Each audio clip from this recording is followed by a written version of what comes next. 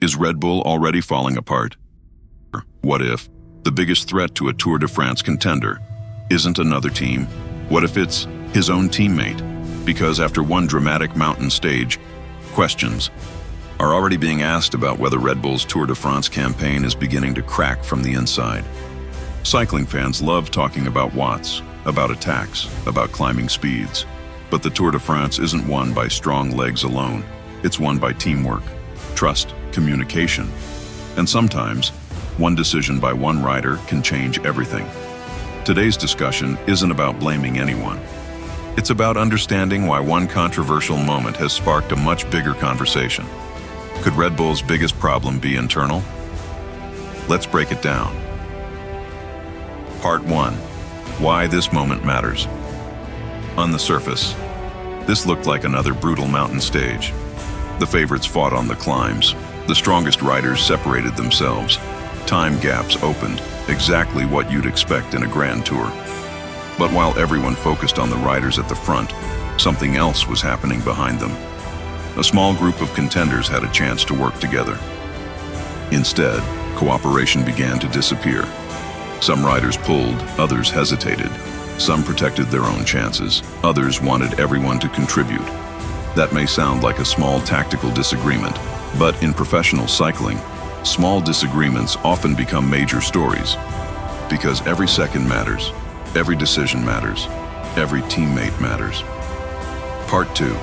Why teamwork is everything. If you're new to cycling, you might wonder, why doesn't everyone just race for themselves? The answer is simple. Because the Tour de France isn't an individual sport.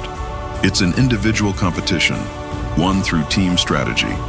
A team leader depends on teammates to control the pace, bring back attacks, carry bottles, protect against the wind, and sometimes simply ride at the front for one final kilometer.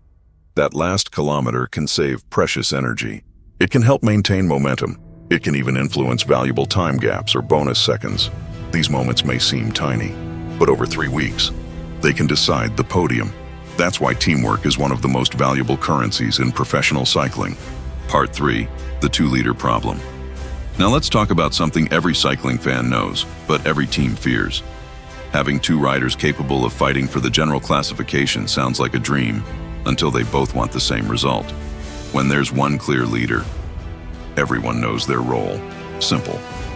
But when there are two ambitious riders, questions begin. Who should be protected? Who should sacrifice? Who deserves support? Should one rider help today, hoping the favor is returned tomorrow, or should each rider protect his own chances? There isn't always an easy answer. And that's exactly why dual leadership can become one of the hardest challenges in a Grand Tour. Sometimes it makes a team stronger. Sometimes it quietly divides it. Part 4. The mental game. Professional cycling isn't only physical, it's psychological. Riders remember sacrifices. They remember who worked for them. They remember who helped and who didn't. Trust is built over hundreds of kilometers, but it can disappear in a single moment. Inside every team, there's an invisible balance: respect, communication, shared goals. Once that balance begins to shift, every future decision becomes more complicated. Will riders fully commit? Will they hesitate? Will personal ambitions start replacing team objectives?